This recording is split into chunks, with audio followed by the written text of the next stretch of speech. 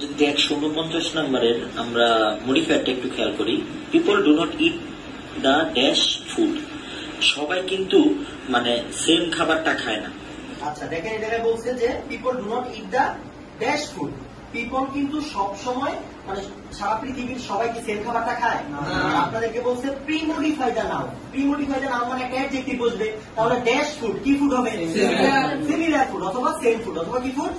Same food. এরপরে সেকেন্ডে একটু খেয়াল করবো, ঠিক আছে? সারা বিশ্বে এই ফুড হ্যাবিটটা অ্যাকচুয়ালি ডিপেন্ড করে হচ্ছে ওই দেশের আপনার যে ওই দেশের আপনার ভৌগোলিক বা দেশ পজিশনের উপর। তাহলে ভৌগোলিক ইংলিশ কি?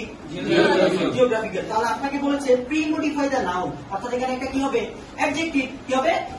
অ্যাডজেক্টিভ। তাহলে কি হবে? Dash position. কি position? Geographical position, climate and soil. That is why the kinds of food that people eat depend on what they grow or afford dash। এরপর বলছে ইনফিনিটিভ। ইনফিনিটিভ মানে 2 প্লাস v1। ইনফিনিটিভ মানে কি? 2 plus v1। তাহলে এখানে কি হবে? afford dash to buy। তারা কিনতে অ্যাফোর্ড করতে পারবে না, কিনতে। ভেরি গুড, থ্যাংক ইউ ভাই।